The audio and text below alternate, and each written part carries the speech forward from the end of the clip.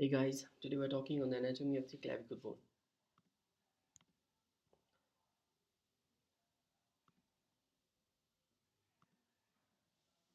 So clavicle is a long bone that supports the shoulder so that shoulder can swing away from the trunk clearly. Now it transmits the bone from the upper limb to the sternum, that is from the appendicular skeleton to the axial skeleton. And clavicle has got three parts, two ends, lateral and medial ends, and a shaft. Here in this animation, you can see that the middle part in the green is shaft and the rest medial end and the lateral end.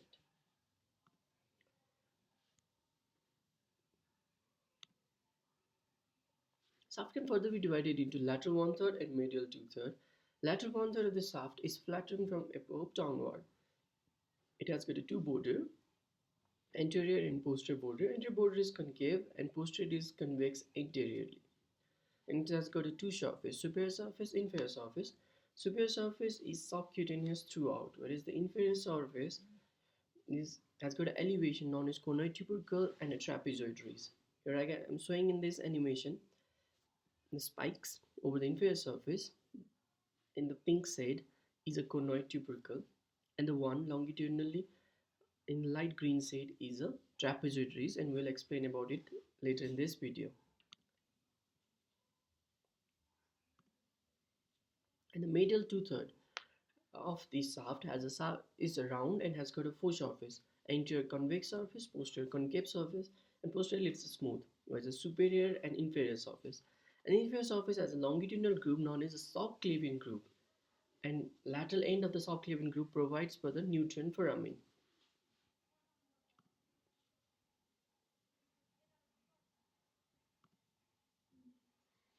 While talking on the lateral end of the clavicle, it's acromial end that articulates with the acromion process of scapula to form the acromioclavicular joint, and it is flattened above downward. While talking on medial end is a sternal end, and the sternal end is quadrangular and it articulates with the clavicular notch of the manubrium sterni.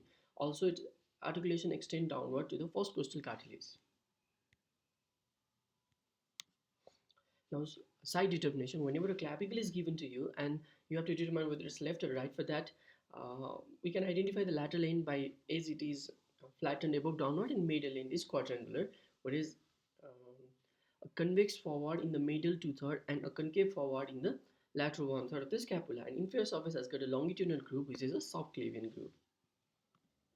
Peculiarities of the clavicle bone, which is the only feature of the clavicle. It's a only long bone that is present horizontally. And clavicle is subcutaneous throughout its length.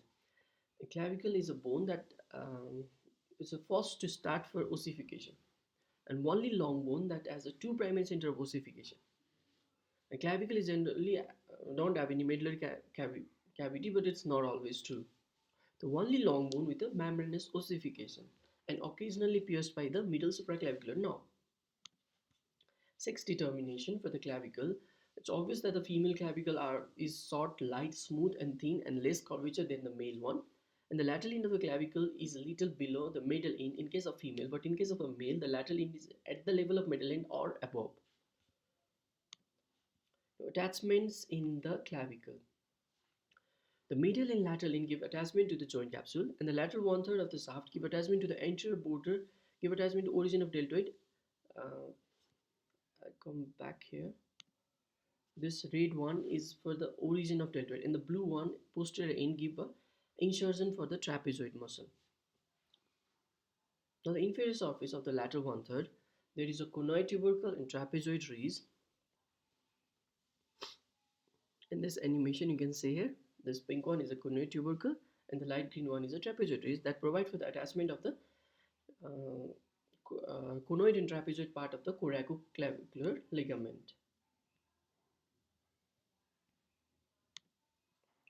Now the middle third of the shaft, attachments provided by the middle two-third of the shaft is a superior surface give origin to the clavicular head of sternocleidomastoid. It's shown in this animation, and the anterior surface gives origin to the pectoralis major.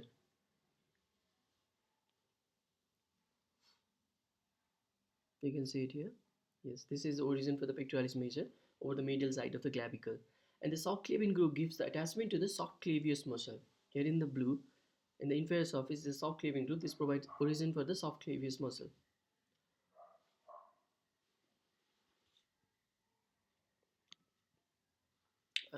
Nutrient foramen. I have already told that nutrient foramen is present over the lateral part of the soft claving groove, and the branch of the suprascapular artery acts as a nutrient artery in clavicle. And ossification of clavicle is quite distinct. The first bone to ossify is the clavicle, and membranous ossification except the medial end. It has got a two primary center of ossification and one secondary center for the ossification. Two primary center appears in the shaft between fifth and sixth week, and it usually fuses in 1 week later. And one secondary center at the middle end appears at about 15 to 17 years and usually fuses at about 21 to 22 years. And occasionally there can be a lateral end of the ossification.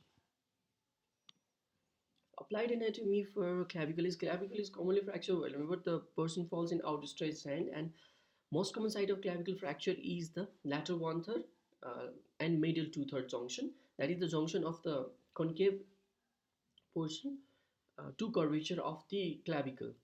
And the lateral fragment is often displaced upward and the medial fragment is displaced downward. Lateral fragment is displaced downward and medial is displaced upward. And medial is displaced upward due to the pull of the sternocleidomastoid muscle, whereas the lateral is downward inferiorly due to the pull of the gravity as well as pull of the deltoid muscle.